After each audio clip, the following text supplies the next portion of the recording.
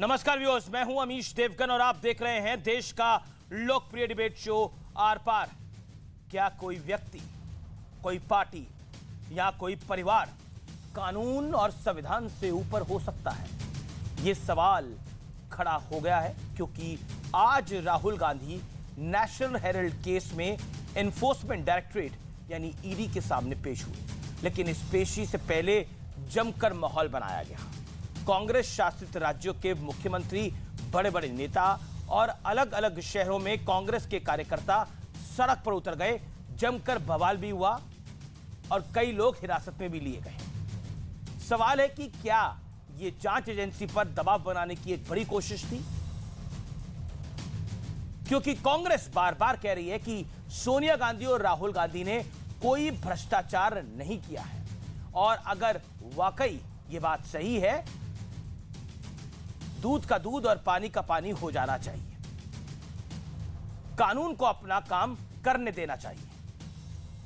जो सच होगा वो दुनिया के सामने आ ही जाएगा, क्योंकि इस देश में बड़े बड़े नेताओं से पूछताछ होती रही है। गुजरात के मुख्यमंत्री रहते हुए साल 2010 में नरेंद्र मोदी से गुजरात दंगों पर बनी एसआईटी ने 9 घंटे की पूछताछ की थी। उस वक्त मोदी अकेले ही गांधीनगर के एसआईटी दफ्तर पहुंचे थे और पूरी सहजता के साथ 100 से ज्यादा सवालों के जवाब दिए थे, और यह भी कहा था कि देश का नागरिक और मुख्यमंत्री होने के नाते मैं कानून से बंधा हुआ हूं। तो फिर आज कांग्रेस क्यों इतना हंगामा कर रही है? आज इसी पर होगी देश की सबसे बड़ी बहस। परिवार बनाम जश्न भ्रष्टाचार, क्योंकि बीजेपी कह रही है कि कांग्रेस भ्रष्टाचार का जश्न मना रही है, तो कांग्रेस कह रही है कि गांधी परिवार को टारगेट किया जा रहा है। आज का आर पार इसी पर होगा।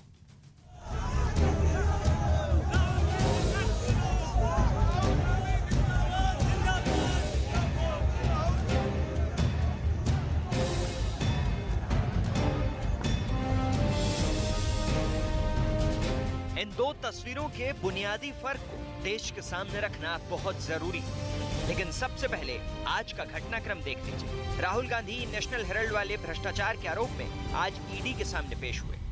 इसके विरोध में कांग्रेस के दिग्गज नेता, मुख्यमंत्री और तमाम कार्यकर्ता सत्याग्रह का नाम लेकर सड़क पर उतर आए। जो जेल से बेल पर हैं, उन्होंने घोषणा की है कि आओ दिल्ली को घेरो, क्योंकि हमारा भ्रष्टाचार पकड़ा गया है। Nobody is above the law, not even Rahul Gandhi. BJP का आरोप है कि नेशनल हेराल्ड में भ्रष्टाचार के जरिए गांधी परिवार ने 5000 करोड़ का गबन किया है। आरोप है कि अवैध तरीके से गांधी परिवार ने कंपनी का अधिग्रहण किया और उसकी अरबों की संपत्ति हासिल कर ली। जिस किसी ने पाप किया है उसको छोड़ा नहीं जाना चाहिए। जो आज कांग्रेस पार्टी कर रही है वो जश्न भ्रष्टाचार है। राहुल गांधी जी से गुजारिश है वो जाएं और जिस प्रकार से 5000 करोड़ रुपए का गबन उन्होंने और उनके परिवार ने किया है वो ईडी के सामने बताएं। ये राहुल गांधी के साथ साथ कांग्रेस पार्टी की छवि को धूमिल करने के लिए ये घिनौने साजिश हो रहे हैं, और राहुल गांधी जी बिल्कुल डरने वाला आदमी है ही नहीं। कांग्रेस अपने नेता के ऊपर अन्याय के खिलाफ नहीं लड़ सकती है। जब यदि अन्यायपूर्ण व्यवस्था के खिलाफ हम संघर्ष नहीं कर सकते हैं, तो देश के आम जन के ऊपर जो अन्याय हो रहा है उसके खिलाफ कैसे लड़ेंगे? इस केस में सोनिया गांधी और राहुल गांधी 19 दिसंबर 2015 को पटियाला हाउस कोर्ट में पेश हुए। उस दिन भी इन दोनों के साथ कांग्रेस के दिग्गज नेताओं का हुजूम था। लेकिन आज सबसे बड़ा सवाल है कि अगर सोनिया गांधी और राहुल गांधी ने कोई भ्रष्टाचार नहीं किया, तो फिर ईडी की जांच पर इतना बखेड़ा क्यों खड़ा किया जा रहा है? इसी पर आज होगी देश की सबसे बड़ी बहस। परिवार पर वार वर्सेस जश्न भ्रष्टाचार। इस बड़े पॉलिटिकल द्वंद्व से पहले वक्त है आर पार के सुप्रसिद्ध विश्लेषण का। लेकिन आज तस्वीरों के साथ मैं आपको विश्लेषण दिखाता हूं। सबसे पहले दो तस्वीरें देखिए। एक तस्वीर आज की है जो 23 जून 2022 की है। 1 मार्च 2010 की तस्वीर मैं दिखा रहा हूं, जिसमें आपको नरेंद्र मोदी दिख रहे होंगे। गुजरात दंगों में जांच के लिए एसआईटी के सामने नरेंद्र मोदी बतौर मुख्यमंत्री पेश हुए थे, और 23 जून 2022 को ईडी के सामने सांसद राहुल गांधी पेश हुए थे। एक तरफ आप देख रहे हैं कि नरेंद्र मोदी अकेले जा रहे हैं एसआईटी के दफ्तर गुजरात में, जिस सूबे के वो मुख्यमंत्री हैं। दूसरी तरफ आप देख रहे हैं पूरे लाव लश्कर के साथ जाया जा रहा है। अब विस्तार से आज की तस्वीर देखिए। हंगामा हुआ, मार्च निकाला गया और सिस्टम पर सवाल उठाया गया। दिग्गज नेता और कई प्रदेशों के मुख्यमंत्री दिल्ली में थे। सवाल उठा, लोकतंत्र को टारगेट किया जा रहा है। सवाल उठा, ईडी बीजेपी का एक्सटेंडेड विंग है। बढ़ता हूं मैं आगे, लेकिन आज मैं आपको मार्च 2010 में एक बार दोबारा लेके जाना चाहता हूं। मार्च 2010 में क्या हुआ था, आइए इसको समझते हैं, इसको जानते हैं। गुजरात के सीएम रहते हुए नरेंद्र मोदी अकेले एसआईटी दफ्तर पहुंचे थे। साथ में कोई नेता था ना, कोई नेता था ना कोई कार्यकर्ता था। 9 घंटे पूरी सहजता के साथ करीब 100 सवालों के जवाब नरेंद्र मोदी ने दिए थे। एसआईटी अधिकारियों ने चाय के लिए पूछा तो भी उन्होंने मना कर दिया था। यहां तक कि एसआईटी अधिकारियों ने ब्रेक के लिए पूछा तो मोदी ने मना कर दिया, बोला लंच ब्रेक भी मैं नहीं लूंगा। और ये सब मैं तथ्य आपको बता रहा हूं। थकान के चलते एसआईटी के अधिकारियों ने ब्रेक लिया, इसलिए 2 शिफ्ट में वो पूछताछ हुई थी। रात 1 बजे तक नरेंद्र मोदी की पूछताछ हुई थी। रात 1 बजे तक, यानी आधी रात तक नरेंद्र मोदी की पूछताछ हुई थी। जब पूछताछ खत्म हुई, सहजता के साथ नरेंद्र मोदी बाहर आए और मीडिया से बात भी की। तब भी हमारा कैमरा वहां मौजूद था और क्या कहा मैं नहीं बोलूंगा, आपको सुनाऊंगा और आप सुनिए जरूर। इसे बाइट प्ले करिए। भारत के संविधान, भारत का कानून सुप्रीम है और नागरिक के नाते एवं मुख्यमंत्री के नाते मैं भारत के संविधान से, भारत के कानून से बंधा हुआ हूं। आपने सुना मौजूदा प्रधानमंत्री और तत्कालीन मुख्यमंत्री गुजरात ने क्या कहा। उन्होंने बोला मैं भारत के संविधान के साथ बंधा हुआ हूं, मुख्यमंत्री होने से पहले, एक नागरिक होने के नाते। मेरे साथ बात करने के लिए आज एक हेवीवेट पैनल है। मेरे साथ डॉक्टर संबित पात्रा है जो कि अपनी पार्टी को डिफेंड करेंगे। मेरे साथ रागिनी नायक जी इस कार्यक्रम में खास तौर पर जुड़ रही हैं, उनका अभिनंदन है, जो अपनी पार्टी को डिफेंड करेंगी। डॉक्टर संबित पात्रा, डॉक्टर रागिनी नायक, आपका अभिनंदन है। और तीसरा भी डॉक्टर ही है मेरे साथ डॉक्टर अजय आलोक है, स्पोक्स पर्सन जीडीयू के, उनका भी अभिनंदन है। किशोर तिवारी हैं, लीडर शिवसेना के, इनकी पार्टी के भी ईडी के बड़े चक्कर लग रहे हैं, काफी परेशान हैं ये लोग भी।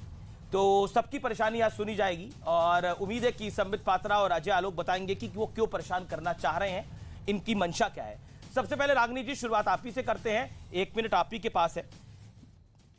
भारतीय जनता पार्टी कह रही है ये जो पूरा तमाशा है ये जश्न भ्रष्टाचार है, क्या कहना चाहती हैं आप? यूं ही उलझती रही है जुल्म से खल्क, ना उनकी रस्म नहीं है ना अपनी रीत नहीं।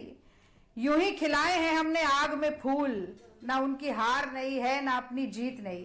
सांच को आंच नहीं होती है अमीश जी। और यहां मैं फूल की बात कर रही हूं तो जो नेहरू जी लगाते थे ना जैकेट में गुलाब का फूल, जो सुगंध फैलाता है, जहर नहीं उगलता है संघ की विचारधारा की तरह, उसकी बात कर रही हूं। आपने बड़े सारे सवाल रखे, भूमिका बनाई नरेंद्र मोदी जी की प्रशंसा में, जो आप अक्सर करते ही रहते हैं। भाई एसआईटी में आए, बहुत लंबा उन्होंने संघर्ष किया, बड़े सवाल जवाब किए, फिर आकर भाषण दिया और उसके बाद अटल बिहारी वाजपेयी जी ने सार्वजनिक रूप से मंच में बिठाकर उनको राजधर्म का पाठ पढ़ा दिया।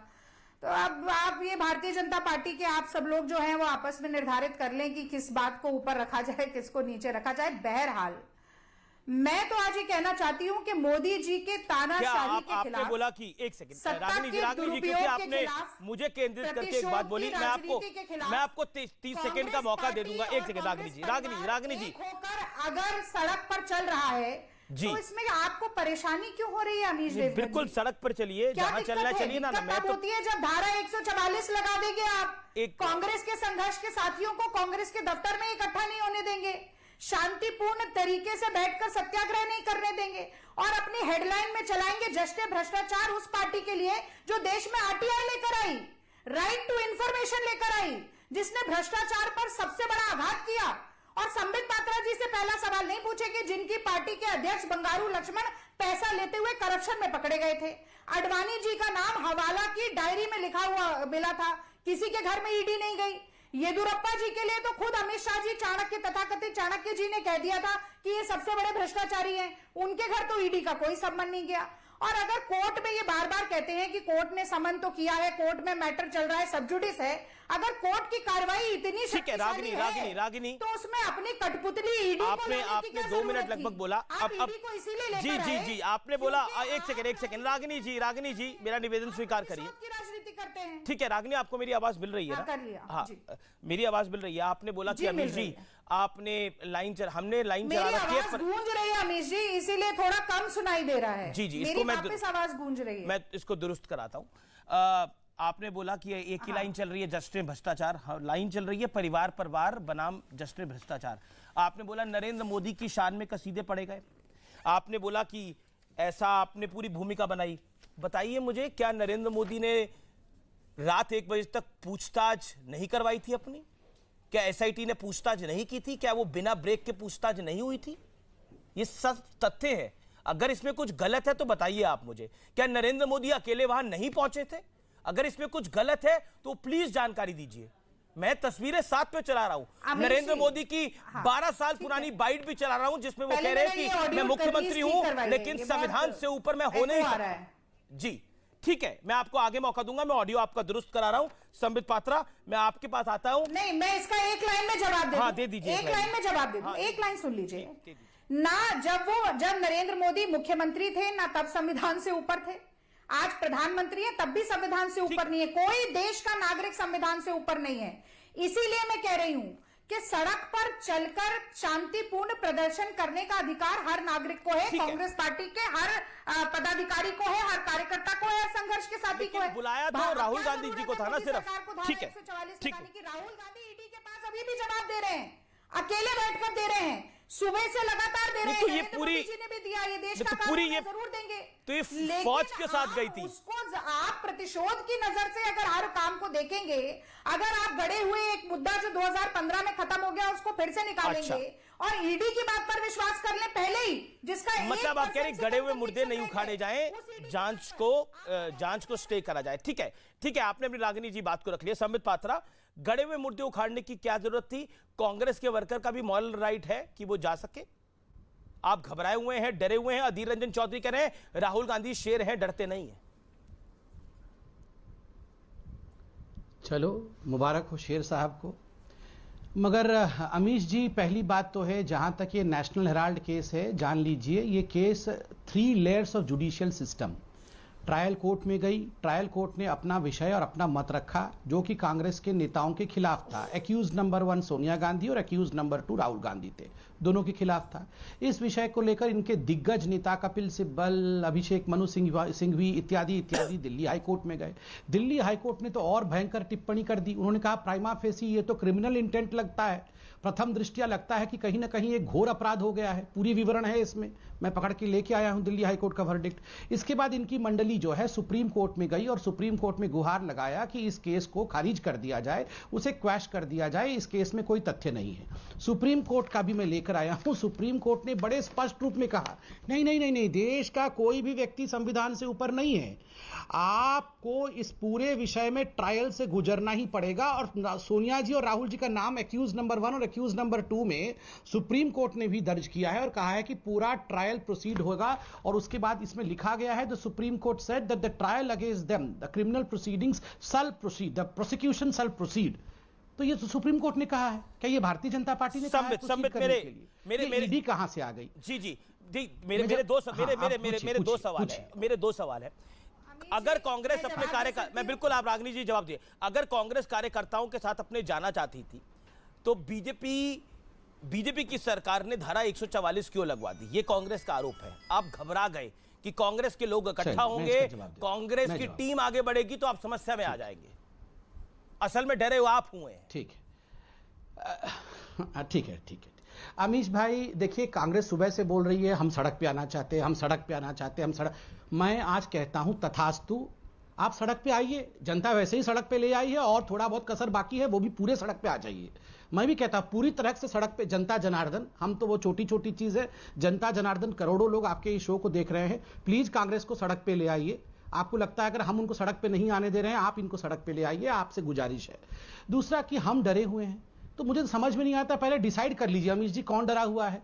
मतलब पहले आप कहते हैं कि लोकतंत्र की हत्या हो गई, हम राहुल गांधी को डरा रहे हैं, बड़ी खबर आ रही है, एक सेकंड, अभी बोल रहे थे भूपेश बघेल जी, बड़ी खबर आ रही है। अधीर रंजन चौधरी ने बड़ा क्लेम किया है, उनके जबड़े पे चोट लगी है, मैन हैंडलिंग हुई है उनकी। अधीर रंजन चौधरी ने यह क्लेम किया है कि उनके जबड़े में चोट लगी है, उनकी मैन हैंडलिंग हुई है। कांग्रेस के वरिष्ठ नेता है, यह इस समय की बड़ी खबर है। दूसरी तरफ हाई लेवल सोर्सेज से खबर आ रही है कांग्रेस से कि कांग्रेस के अगर नेताओं को जेल में रखा जाएगा तो सत्याग्रह जारी रहेगा जेल के अंदर से भी। Ragni Nayak, your first reaction to this. Adhir Ranjan Chowdhury का क्लेम है कि उनके जबड़े में चोट लगी है। अमीश जी, आज मैं सुबह प्रदर्शन में थी, मैं भी वहां पर शांतिपूर्ण तरीके से सत्याग्रह कर रही थी और मतलब काफी मैन हैंडलिंग हुई है। मेरे कंधे पर भी काफी चोट आई है। मैं ये नहीं कह रही हूं कि लाठी भांजी गई है या कुछ, पर जिस तरीके से हिलाया गया, धक्का मारा गया, बैरिकेड आगे पीछे, काफी ये सब होता है। और मैं तो ये कहती हूं कि सड़क का संघर्ष कांग्रेस पार्टी के सर माथे पर। हम सड़क पर संघर्ष करेंगे, जनता के लिए करेंगे, नौजवानों के रोजगार के लिए करेंगे, महिलाओं की सुरक्षा के लिए करेंगे, किसानों के अधिकार के लिए करेंगे, बार बार जो सीमाओं पर प्रहार हो रहा है उसके खिलाफ करेंगे। हम जरूर करेंगे सड़क पे संघर्ष। और आपको राजगद्दी मुबारक हो। राजगद्दी के तले से जमीन खिसकने में बहुत ज्यादा समय नहीं लगता है संबित पात्रा जी। घमंड तो रावण का भी नहीं टिका। ये कहा जाता था कि महापंडित है, महाज्ञानी है। आप कर लीजिए घमंड, घमंड का ठीक है, जवाब है, कोई बात नहीं।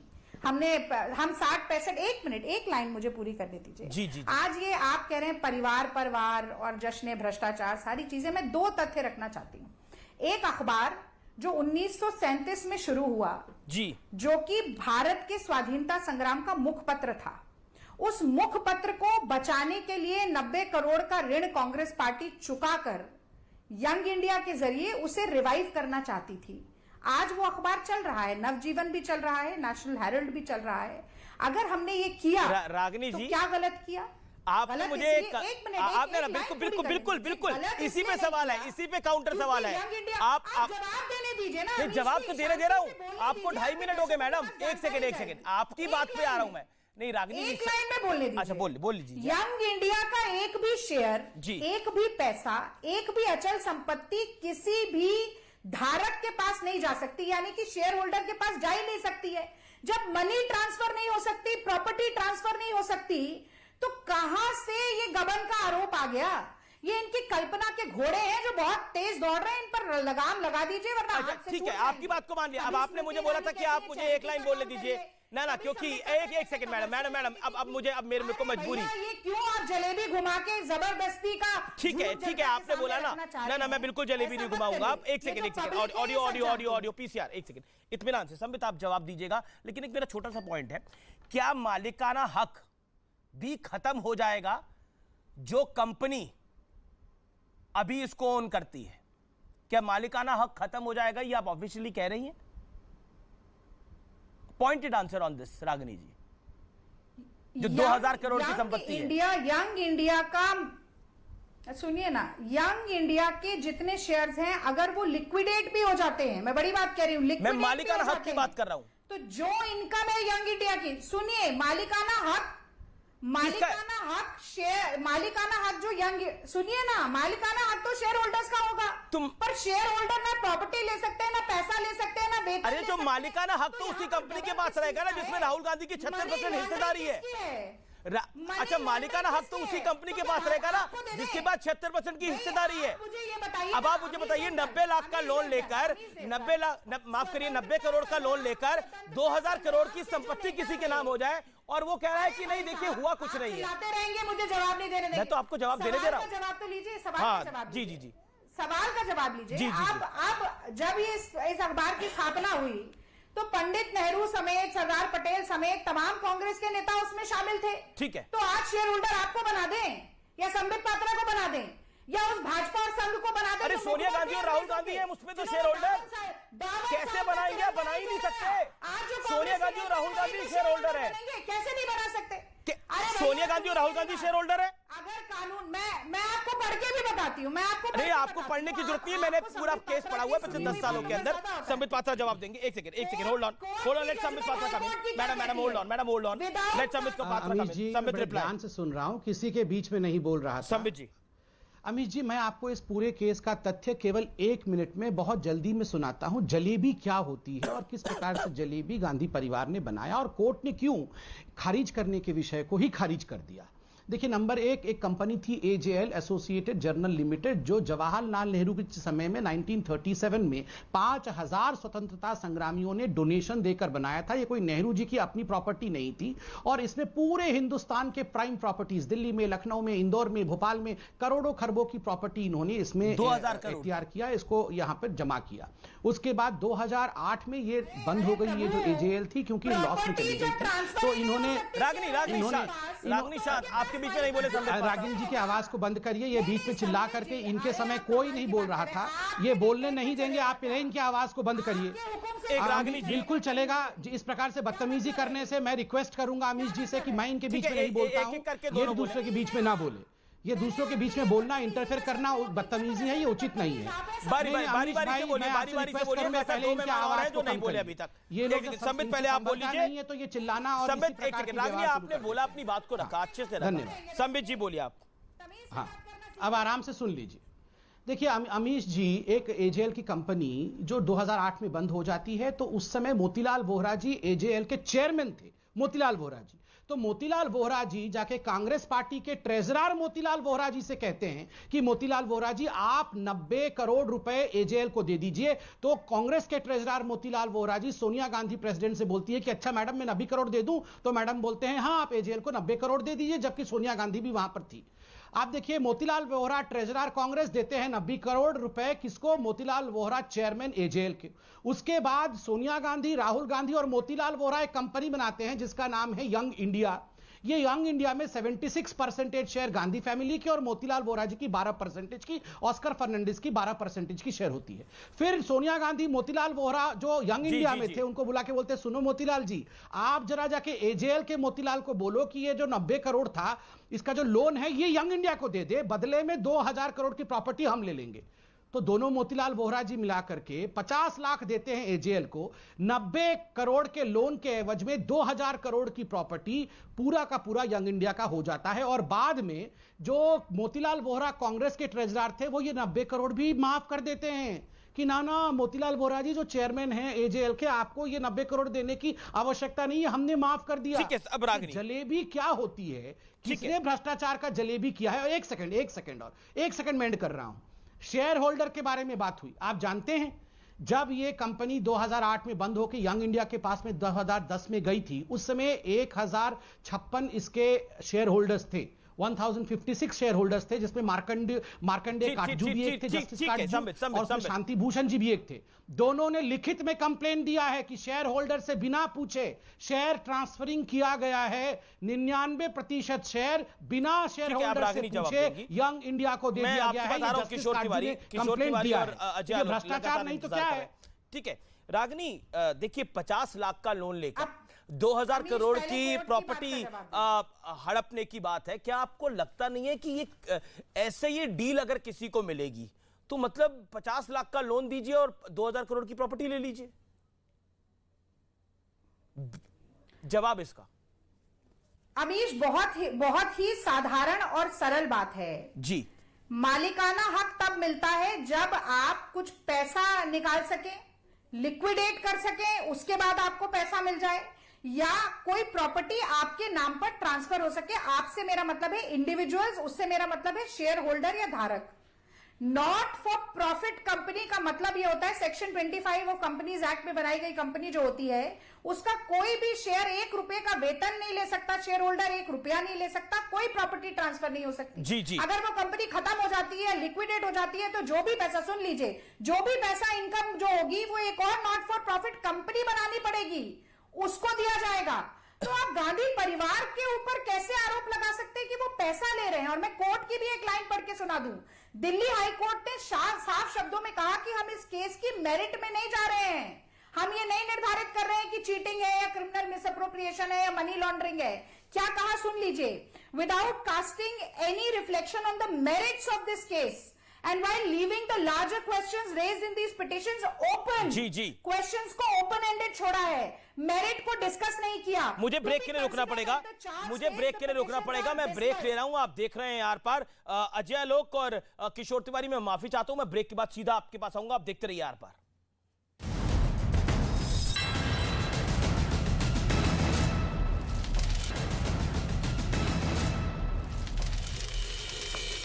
Welcome back. आप देख रहे हैं देश का सबसे ज्यादा देखे जाने वाला लोकप्रिय डिबेट शो आर पार। मेरे साथ डॉक्टर अजय आलोक हैं। डॉक्टर अजय आलोक और किशोर तिवारी, माफी आपको मैं पहले दौर में नहीं आ पाया। अजय आलोक, क्या आपको लगता है कि भारतीय जनता पार्टी यानी एनडीए की सरकार जो है वो कहीं ना कहीं डरी हुई है राहुल गांधी से, कांग्रेस पार्टी से, इसलिए ये सब कुछ कर रही है और पॉलिटिकली मोटिवेटेड है ये सब कुछ? ED is political motivated.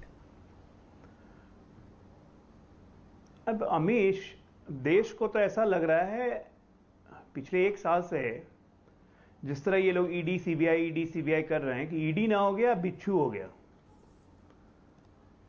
बिच्छू बनाया भी कांग्रेस पार्टी ने 1956 में, जीप स्कैंडल के बाद कृष्ण मेनन जी को मंत्री बनाया नेहरू जी ने, सीधे सीधी डायरेक्टली विदाउट एनी पोर्टफोलियो। बाद में डिफेंस मिनिस्टर 56 में लाके ईडी बना दिया और पहला था कि प्राइम मनी लॉन्ड्रिंग एक्ट को हम लोग चेक करेंगे। ये तो कांग्रेस का ही शस्त्र था। तो इस बिच्छू के इलेक्ट्रिकल डंक से, ईडी इलेक्ट्रिकल डंक से कांग्रेस इतनी छटपटा क्यों रही है भाई? सिर्फ कांग्रेस नहीं, सेना भी, आश्चर्य ये लगता है, आम आदमी पार्टी भी। मैं रब की बात कर रहा हूं। अभी चूंकि कांग्रेस का कंटेक्स्ट चल रहा है, राहुल गांधी का कंटेक्स्ट चल रहा है, उन्हीं की बात कर रहा हूं। वैसे तो ईडी हमारे बिहार में भी आ चुकी है, लालू जी के यहां, मुलायम सिंह के यहां भी जा चुकी है ईडी, मायावती जी के यहां भी जा चुकी है ईडी, तमिलनाडु भी घूम के आ चुकी है। तो जहां जहां कुछ मिलता है बिच्छू को खाना, तो वहां बिच्छू पहुंच जाता है। सवाल है कि बिच्छू को खाना कौन दे रहा है? मुझे तो आश्चर्य यह हो रहा है कि महात्मा गांधी और नेहरू की विरासत ढोने वाली पार्टी आज ब्लैक मनी को प्रोटेक्ट करने के लिए सड़कों पर उतर गई। लेकिन एक चीज अच्छा हुआ इससे, आज कांग्रेस को यह एहसास हो गया होगा कि उसके दिए में तेल कितना बाकी है। कितनी जगह निकले, कितनी जगह धरना प्रदर्शन हुआ, पूरे देश के 40 स्टेट मिला दीजिए जरा। तो कांग्रेस को अपनी हैसियत भी समझ में आ रही होगी, तो इसलिए ग्राउंड पे और काम करने की जरूरत है। प्रदर्शन में कहां लोग निकले ये भी तो देखना है। नेशनल पार्टी है। अरे किशोर तिवारी तो ज्यादा परेशान है भाई ईडी से। किशोर तिवारी जी, जहां कुछ गड़बड़ होगी वहां कार्रवाई हो जाएगी। आप ही लोग कहते हैं, संजय राउत का तो कहते हैं कि कुछ पकड़ लो, क्या उखाड़ लोगे? तो अगर कुछ ईडी को कुछ लगता है उखाड़ने वाला तो उखाड़ लेता है वो आकर, और फिर आप कहते हैं कि ऐसा हो रहा है। अमित, आधा घंटे के बाद बोलने दिया, थोड़ा मुझे बोलने देना। देखो, हम तो बीजेपी के साथ 30 साल तक थे। हमारे तो कई सांसद जिसको ईडी अभी परेशान कर रही, 7-7 बार सुन के आए। और जिन लोगों के खिलाफ हम भ्रष्टाचार के लिए लड़ते थे, आज वो बीजेपी में चले गए। अब मैं बता रहा हूं कि हमारे यहाँ तो एक बीजेपी के नेता ही बोलते हैं कि इन पे ईडी की कार्रवाई होगी, ये अरेस्ट हो गए, इनके घर रेड होंगे, और जो लोग कांग्रेस की बीजेपी में चले गए उन पे कोई कार्रवाई नहीं होती। तो हमारा परसेप्शन ऐसा हो गया है कि ईडी यह कांग्रेस का, अपना बीजेपी का एक्सटेंडेड हैंड हो चुका है, और बीजेपी का दुरुपयोग महाराष्ट्र की सरकार अस्थिर करने के लिए। अभी तो आप गलती से कांग्रेस बोल गए थे, मिनिस्टरी जेल में रख लिए और वो वोट नहीं दे पाए, तो हमने एक मेंबर ऑफ पार्लियामेंट भी खो दिया। यानी पहली बार ही ऐसा हो रहा कि ईडी के भरोसे ये अपना बहुमत भी सिद्ध कर देंगे। तो मैं बता रहा हूं कि देश की राजनीति के लिए और देश के प्रजातंत्र के लिए ईडी के मार्फत बीजेपी ने खतरा उपस्थित कर दिया है। मैं एक बताता हूं, नहीं अभी आपको तो कुछ भी हो केस के, लेकिन टाइमिंग पे मेरे सवाल है। मुझे ये बताना है कि 2000 अजय आलोक जवाब देंगे। 2015 में आपने बंद कर दी और 2022 में खोली। इनके जवाब अजय आलोक, इनको नई चोट लगी है। अभी राज्यसभा में चुनाव हुआ था, इनकी हार हुई है, शिवसेना की करारी हार हो गई है। विपक्ष को कमजोर करना ठीक है, ओके, लेट कल के तुम छोड़ के जाओगे, तुमको भी शादी में बैंड कैसा बजाया, शादी में। अरे चलिए ना, मैं जाऊंगा, मुझे ईडी आ जाएगी, कोई बात नहीं है। अगर मैंने कुछ गलत किया तो ईडी आ जाए। यही पूछ रहे, मैं ये बताइए और बैंड पे चले गए आप। आपने खाना संजय रावत तो आज ये बोल रहे थे, आपके नेता, सुनिए, संजय रावत जी ने आज दिन में बयान दिया कि एक दिन के लिए ईडी हमारे हाथ में दे दो, इन भाजपा वालों को बता देंगे। तो क्या संजय रावत जी मानते हैं कि कांग्रेस पार्टी ने 1956 से जब से ईडी बनाई तब से लेके आज तक कांग्रेस पार्टी ने इसका गलत इस्तेमाल किया? एक मिनट मैं अभी बताऊं। सेना के लीडर्स पे भी, अगर मैं आपको याद दिला देता हूं, मनोहर जोशी पे भी कांग्रेस पार्टी ने ईडी भेजी थी। उस वक्त क्यों नहीं आपने ईडी नहीं चिल्लाया? बात तो करता हूं।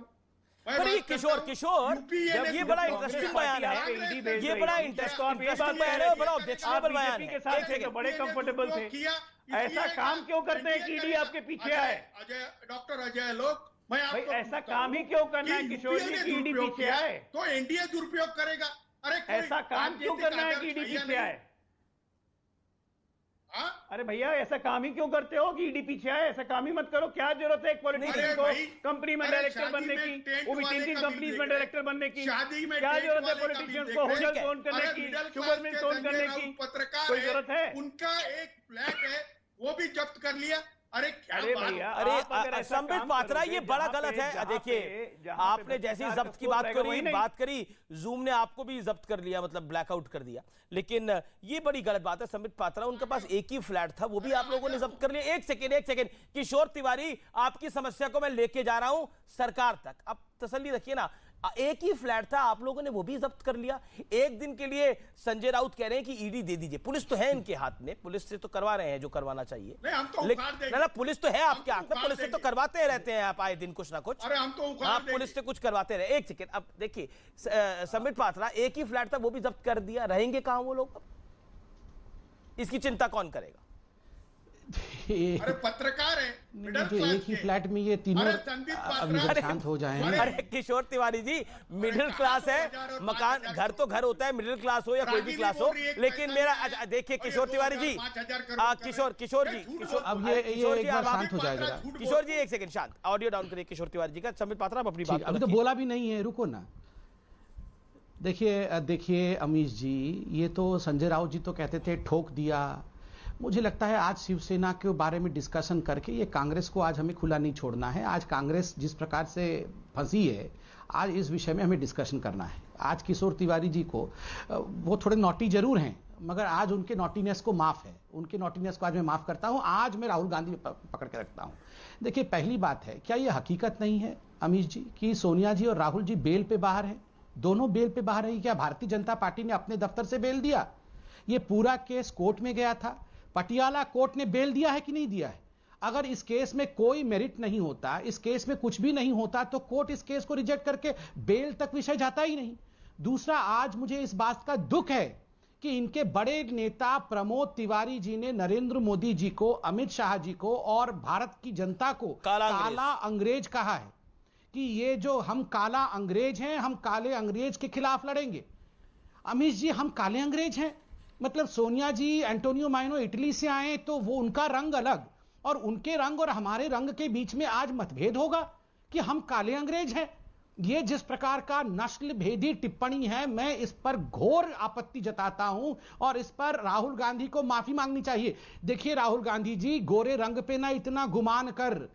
यहां पर गरीबों का रंग काला जरूर हो सकता है, मगर काला रंग भगवान कृष्ण का रंग है। ये कहना कि हम काले अंग्रेज हैं जी just because of the fact कि सोनिया गांधी जी इटली से आई हुई है, ये नहीं, सोनिया जी इटली से आई हैं तो हम काले अंग्रेज हैं, ये क्यों कहने की जरूरत थी? रागिनी जी यहाँ रागिनी जी, ये क्या कहने की जरूरत थी? काला अंग्रेज कहने की क्या जरूरत थी? क्या आपको लगता नहीं है ये एक नस्ल भेदी टिप्पणी है? काला अंग्रेज, क्या हिंदुस्तानी काले अंग्रेज है? और क्यों आप अंग्रेजों को इतना, कांग्रेस पार्टी का एक नेता अंग्रेजों को इतना बड़ा मानता है? अगर आप मेरा जवाब सुनना चाहते हैं तो बीच बीच में मत बोलिए, वरना आप ही बोलते रहिए, मैं आपको सुन लेती हूँ। मैं तो सवाल डिसाइड कर लीजिए, आपका शो है। अगर आप मुझसे जवाब सुनना चाहते हैं, जवाब सुन, सवाल पूछ के रुक जाइए ना। काला, इनके मन के मैल और इनकी काली करतूतों को काला बोला, इनके रंग को काला नहीं बोला। पर वो कहते हैं ना, जाकी रही भावना जैसी, ये खुद इतनी काली करतूतों में लिप्त हैं कि ये सिर्फ काला शब्द ही सुन पाए।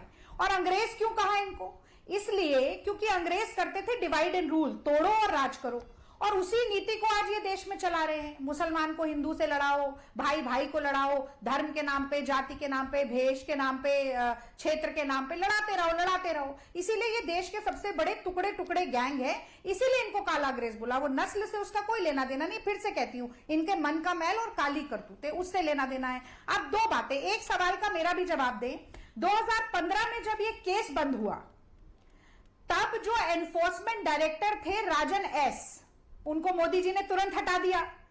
इस बात पर हटा दिया क्योंकि उन्होंने क्लीन चिट दे दी थी और कहा था कि कोई भी मिस अप्रोप्रिएशन या मनी लॉन्ड्रिंग का केस ही नहीं बनता है, क्योंकि यंग इंडिया का कोई शेयर ना लिक्विडेट होकर पैसा आ सकता है, ना प्रॉपर्टी ट्रांसफर। तो उसके बाद कोर्ट भी तो गए।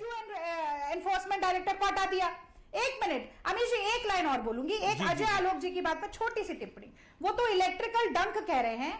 हाँ, मैं कहती हूं कि ईडी का फुल फॉर्म है इलेक्शन मैनेजमेंट डिपार्टमेंट। बिल्कुल सही कहा हमारे शिवसेना के प्रवक्ता ने कि पॉलिटिक्स और क्रिकेट में टाइमिंग बहुत इंपॉर्टेंट है। 7-8 साल आप केस बंद किए रहे, अब 2024 के पास पहुंच रहे हैं। और एक लाइन और, एक बस लास्ट लाइन। आज श्रीलंका के राष्ट्रपति ने यह बात कही है कि मोदी जी अडानी जी को ठेका दिला रहे हैं श्रीलंका में। क्या मोदी जी के पास ईडी भेजेंगे कि ये देश देश में ठेके एक उद्योगपति को दिलाने का काम कर रहे हैं? ठीक है, समझ पाता जवाब देना अजय आलोक। ठीक है, submit. Okay Ragini, you made your point. Ragini, you made your point, my humble submission. Okay, जवाब सबमिट जवाब। देखिए, मुझे तो आश्चर्य होता है कि कांग्रेस की प्रवक्ता भारतीयों को काला अंग्रेज कहने को सपोर्ट कर रही है, कि भारतीय काले अंग्रेज हैं, उसको भी वो सपोर्ट कर रही है।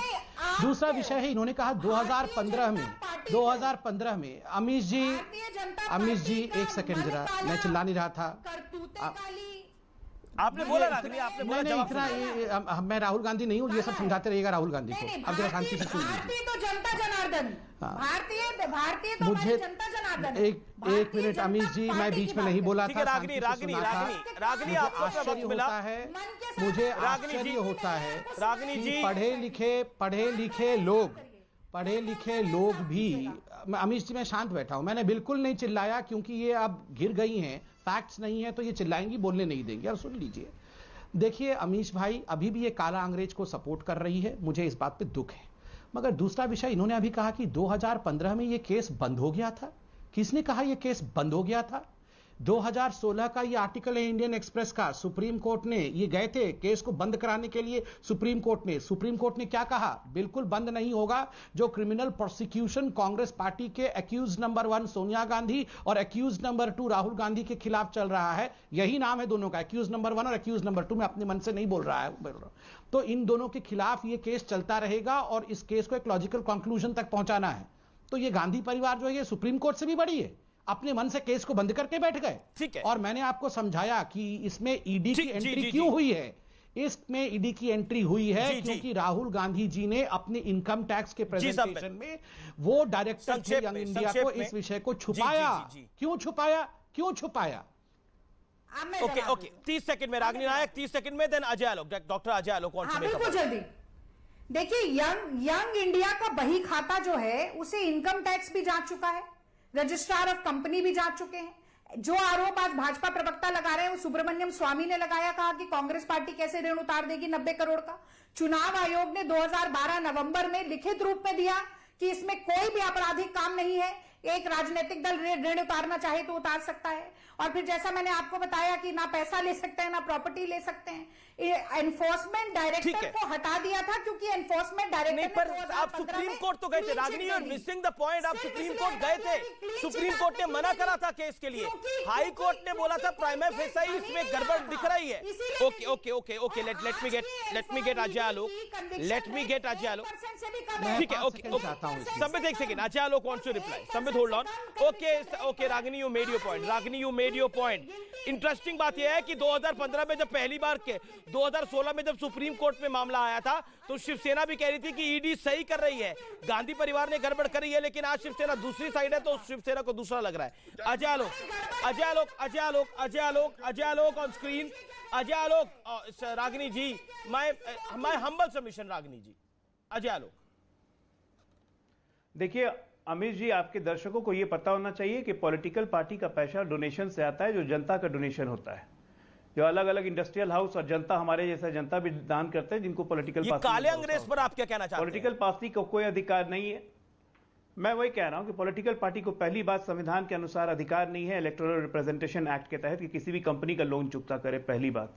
दूसरी बात, एक नेहरू गांधी की विरासत रखने वाले और देश में चिल्लाने वाले कि हम स्वतंत्रता संग्राम पीढ़ी हैं और हम उनके वंशज हैं, उनको शर्म नहीं आती? अगर मनी लॉन्ड्रिंग का केस लगा है उन पे और उन पे अगर करप्शन के चार्जेस लगे हैं, वो बेल पे हैं और ईडी अगर उनको समन के लिए बुला रही है तो जाएं ईडी के पास, अपनी बातें रखें। इस पे हंगामा करने की क्या जरूरत थी?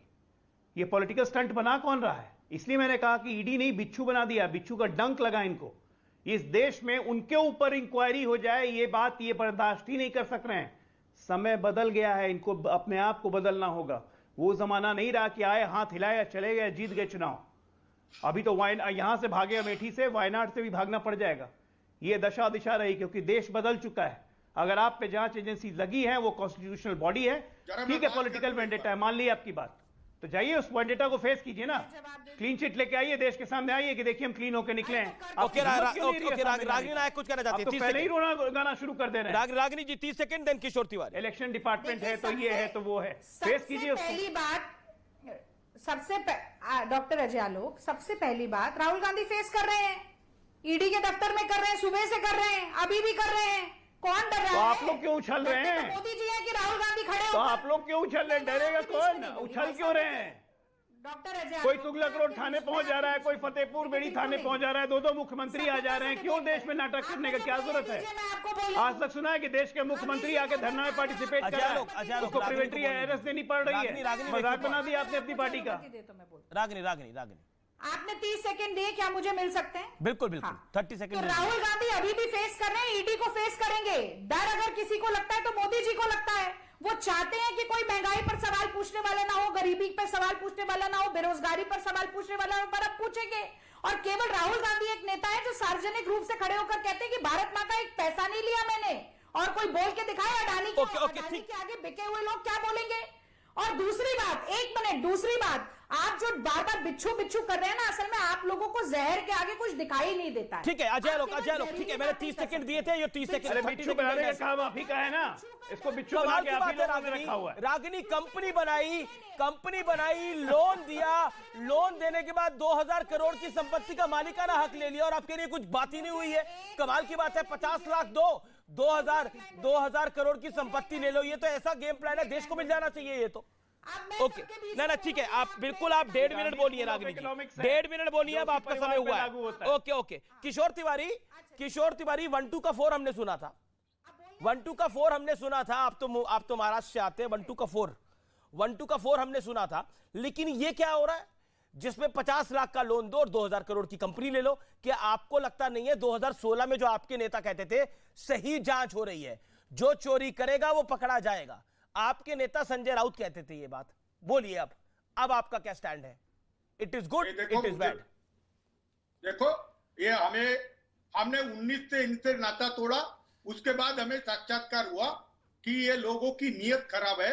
मैं अभी बताता हूं, अभी एक मिनट बोलने दो ना। नहीं, मैं तो बोलने दे रहा हूं, ऐसा जवाब मैंने 20 सालों में नहीं सुना किसी से। अरे बोलने दो ना। अच्छा बोलो 50 लाख रुपए आप बोल रहे, 5000 करोड़ लिख के बता रहे, 2000 करोड़ बता रहे, रागिनी जी बोल रहे कि एक दमड़ी भी आई नहीं। अरे संदीप पात्रा को फाइनल कर लो, कितना अमाउंट है?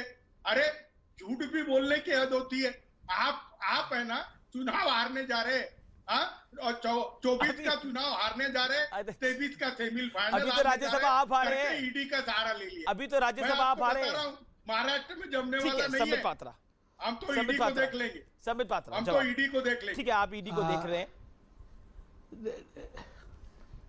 देखिए अमीश जी, ये पूरा मामला नेशनल हेराल्ड का एक बहुत बड़ा स्कैम है, और आपको समझना होगा कि आज जो ये कांग्रेस पार्टी ने ड्रामा, ये कह रहे हैं हमने दमड़ी नहीं ली है, एक पैसा नहीं लिया है, को इन्होंने सब मनगढ़ंत कहानी है। बता रहा हूं, ये पैसा नहीं लिया तो इतना डर तो मनगढ़ंत है तो सुप्रीम कोर्ट क्वैश कर देती ना, हाई कोर्ट इतना सा बुरा टिप्पणी नहीं करती, ट्रायल कोर्ट ही क्वैश कर देती, बेल पे बाहर रहने की क्या आवश्यकता थी। अरे कोई आदमी दमड़ी नहीं लिया है, वो 3-3 कोर्ट से जाना पड़ रहा है, ऐसा होता है क्या इस देश में? इस देश की, चलिए आप बीजेपी को गाली दीजिए, कम से कम सुप्रीम कोर्ट, ट्रायल कोर्ट और हाई कोर्ट पे तो भरोसा है ना। ठीक है, तो ये सब फालतू बातें कि दमड़ी नहीं ली, फलाना नहीं लिया, ये सब मैं सिर्फ इतना कहना चाहता हूं, ये स्कैम को राहुल लॉन्चिंग स्कीम में परिवर्तित कर रहे हैं। ये राहुल गांधी तो लॉन्च हो नहीं पा रहे हैं, कभी खाट यात्रा, कभी कुछ करना पड़ता है, सब कुछ फेल हो जाता है। तो अरे अच्छा, ईडी से समन आया, चलो इसको लॉन्च पैड बनाते हैं। ठीक है, राहुल को बुलाया, आज लॉन्च पैड बनाएंगे।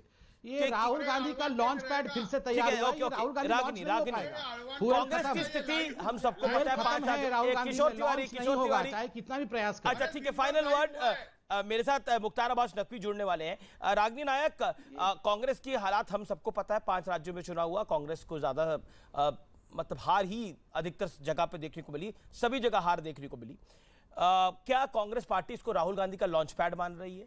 क्योंकि ऐसा ही दिख रहा है, मुख्यमंत्री आ गए, नेता आ गए। कहना चाहती हूँ, ये बार बार सुनिए 2 बातें जल्दी से, क्योंकि आप चले जाएंगे। देखिए, वो पाव में जिसके ताकत वो चल के रहता है और विरोधी लाख गिराए संभल के रहता है। वो जिस चिराग में शिद्दत लौ बढ़ाने की ये संबित पात्रा और भाजपा जैसी हवाएं लाख बुझाएं, वो जल के रहता है। राहुल गांधी वही चिराग हैं, जहां अंधेरा होगा वहां रोशनी का। समय जवाब अब जवाब प्रतिक्रिया बनती है, समय जवाब। ऐसे ही जलते रहें और राहुल गांधी के चिराग से ही कांग्रेस को आग लगेगी, याद रखिएगा। राहुल गांधी के चिराग से ही कांग्रेस को आग लगेगी। ये वो चिराग है जो घर जलाएगी। मैं आपको बता रहा हूँ, चिराग है, आग लगी है, इसी चिराग से घर को आग लगेगी, देख लीजिएगा। अच्छा सब अच्छा ठीक है, चलिए ठीक है। अजय आलोक, राहुल गांधी चिराग है, 10 सेकंड। हाँ बिल्कुल चिराग है। देखिए कांग्रेस को कैसे जला दिया है, बिल्कुल पूरे चिराग है भाई। 18 साल का इतिहास उठा के देख लीजिए, जब से सांसद बने कांग्रेस को जला ही दिया है। बहुत शुक्रिया। देखिए किशोर तिवारी भी मुस्कुरा रहे हैं, लेकिन कुछ बोलना चाह रहे हैं। लेकिन मुख्तार अब्बास नकवी, केंद्रीय मंत्री, पहली बार इस विषय पर मेरे साथ लाइव और एक्सक्लूसिव जुड़ रहे हैं। सीधा उनका रुख करते हैं, मुख्तार अब्बास नकवी के पास चलते हैं सीधा। और इस समय हमारे साथ बातचीत करने के लिए जुड़ रहे हैं केंद्रीय मंत्री मुख्तार अब्बास नकवी। नकवी जी, आपका अभिनंदन है न्यूज 18 पर। मेरा पहला सवाल आपसे यही है कि कांग्रेस का आरोप है कि मोदी सरकार जो है वो कायर है, कांग्रेस की छवि खराब करने के लिए ईडी का बेजा इस्तेमाल कर रही है।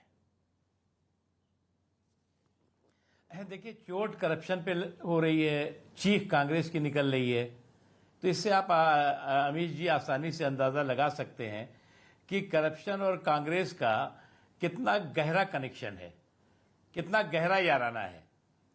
और आज की तारीख में जिस तरह से कांग्रेस के कुनबे में कोताहल दिखाई पड़ा, जिनकी जो है करप्शन की विरासत और परिवार की सियासत जो हमेशा दिखाई पड़ती रही है, वो आज जो है वो करप्शन के क्रांतिकारियों की तरह जो है वो सड़कों पर दिखाई पड़ रहे थे। ऐसा लग रहा था जैसे किसी महान क्रांति के लिए निकले हुए। अरे भैया, आपके ऊपर दिक्कत ये हुई कि जो एलिगेशन है वो पार्टी परिवार पे लगा और एजिटेशन पार्टी करने लगी। इसीलिए कभी कभी कहते हैं ना कि करप्शन और कांग्रेस जो है एक दूसरे के लिए बने हुए हैं, मेड फॉर ईच अदर। और उसका एक और लेकिन देखिए, कांग्रेस ने तो इसको बड़ा इवेंट बना दिया। कांग्रेस ने बोला सत्याग्रह हम करेंगे, हमें जेल में बंद कर दो तब भी हम सत्याग्रह करेंगे, हम सड़कों पे सत्याग्रह करेंगे। कांग्रेस ने तो इसको बड़ा इवेंट बना दिया। कांग्रेस के मुख्यमंत्री थे यहाँ पर, तमाम मुख्यमंत्री 2 ही हैं वैसे तो, वो मुख्यमंत्री यहाँ पर थे, नेता थे, प्रियंका जी पहुंच गई पुलिस थाने। क्या आपको लगता नहीं है कि कांग्रेस ने एक सिंपैथी इससे गेन करी है, पॉलिटिकल सिंपैथी जिसे कहते हैं? देखिए, ये करप्शन की मंडली और ये परिवार की कुंडली को बिना मांगे हमारी एक ही सलाह है। मैं उसमें अभी बहुत ज़्यादा डिटेल में नहीं जाता, केवल इतना ही कहना चाहता हूं कि ये देश जो है वो कभी भी ये स्वीकार नहीं करता कि आप करप्शन करिए और करप्शन को लेकर के कोताहल करिए। हमने तो कभी नहीं देखा कि आज तक हमने आंदोलन देखे हैं कि सत्याग्रह देखे हैं भ्रष्टाचार के खिलाफ। जी, ये पहला आंदोलन और सत्याग्रह है जो भ्रष्टाचार के पक्ष में दिखाई पड़ रहा है। कांग्रेस कह रही है, घालों का इतिहास है, वो किसी से कांग्रेस कह रही है कि वो गांधी की पार्टी है, तो गांधी की पार्टी है, यानी महात्मा गांधी की पार्टी है, तो वो सत्याग्रह से तो डरती नहीं है। और वो आप लोगों को कहते हैं, भूपेश बघेल ने आज कहा, भूपेश बघेल ने कहा नकवी जी कि बीजेपी वो पार्टी है जो अंग्रेजों से डरती थी, और कांग्रेस अंग्रेजों से नहीं डरी, तो मोदी सरकार से एक बात, ये जो करप्शन की मंडली और परिवार की कुंडली में सिमटी और सिकड़ी हुई पार्टी है, मुझे लगता है कि ये अगर कुछ लोग अपने आप को अपनी कुल्हाड़ी लेके घूम रहे हैं कि हमें हर समय अपने पैर पे ही कुल्हाड़ी मारनी है, तो उनको तो हम यही कहेंगे गेट वेल सून। लेकिन एक बात आपको समझना होगा, कोर्ट का एक फैसला होता है, कोर्ट का एक दिशा निर्देश होता है, उसके बाद हाई कोर्ट का, सुप्रीम कोर्ट के बाद हाई कोर्ट भी इस बारे में करता है।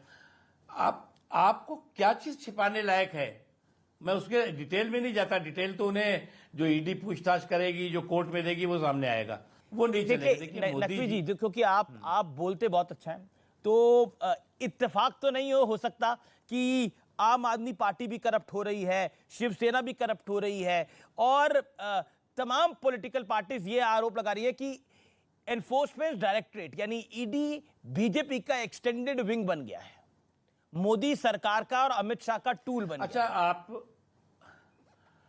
अमित जी, आपको याद होगा 2014 में जब मोदी जी को जनता ने जनादेश दिया, अपना आशीर्वाद दिया, तो उस समय जो सबसे बड़ी देश के सामने चुनौती थी, क्या थी? करप्शन था, घोटाला था, पॉलिसी पैरालिसिस थी। तो वो उस दौरे तरक्की के अंदाज निराले थे, चौतरफा करप्शन था, हर ओर घोटाले थे, और घोटालों का घंटाघर था। कांग्रेस पार्टी घोटालों की गुरु घंटाल बन गई थी। मोदी जी ने आने के बाद जो पहला बात कही कि ना मैं खाऊंगा ना खाने दूंगा, मोदी जी ने आने के बाद दिल्ली सत्ता के गलियारे से सत्ता के दलालों की नाकेबंदी की, लूट लाबी में तालाबंदी की। कौन किस पार्टी का है, कौन किस कम्युनिटी का है, कौन किस क्लास का है, उसको उन्होंने नहीं देखा।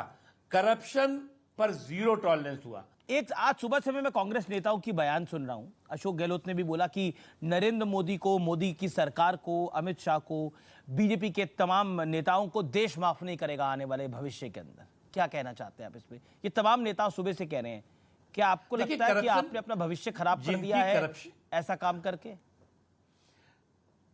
देखिए, जिनकी करप्शन की विरासत हो, उनकी परिवार की इसी तरह की सियासत दिखाई पड़ेगी। करप्शन की विरासत, परिवार की सियासत एक दूसरे के साथ ऐसे जुड़े हुए हैं जी कि उससे वो अलग हो ही नहीं सकते।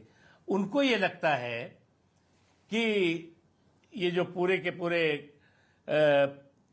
करप्शन की मंडली थी जी, और मंडली जो है वो क्रांति के लिए निकली थी, उनको लगता है कि उन्होंने कोई बहुत बड़ा महान काम कर दिया। अरे भाई, मैंने तो आज तक देखा, सोशल मीडिया पे आप कहोगे कि मोदी जी कुछ नहीं कर रहे हैं, आप जो है वो अखबारों में बयान दे दोगे या टेलीविजन पे कह दोगे कि कोविड में मोदी जी ने जो है वो देश की जनता का कोई भला ही नहीं किया, न सेहत की चिंता की, न सलामती की चिंता की। आप कह दोगे कि देश जो है वो पूरी तरह से आर्थिक बदहाली में के कगार पे है। मैंने तो कभी नहीं सुना कि इन करप्शन के क्रांतिकारियों का आंदोलन इन मुद्दों पर हो, क्योंकि उनको मालूम है कि इनके पास कुछ है नहीं। और इसीलिए मैं कहता हूं ना कि तर्कों की कंगाली ने कांग्रेस को कुतर्कों का मवाली बना दिया है। और कोई भी व्यक्ति, कोई भी पार्टी जो कि थोड़ा संवेदनशील होगी, ठीक है, कांग्रेस आज नॉन परफॉर्मिंग एसेट है, देश को इस बात का एहसास नहीं है कि आप जो है वो किस चीज को बचाना चाहते हैं, किस चीज को छिपाना चाहते हैं। अगर आपके अंदर कोई चीज गड़बड़ नहीं है तो आपको क्या जरूरत है ये इस तरह का जो है वो पॉलिटिकल पाखंड करने की। बहुत बहुत शुक्रिया मुख्तार अब्बास नकवी हमारे साथ जुड़ने के लिए और अपनी राय को रखने के लिए। Thank you so much Naqvi साहब। धन्यवाद।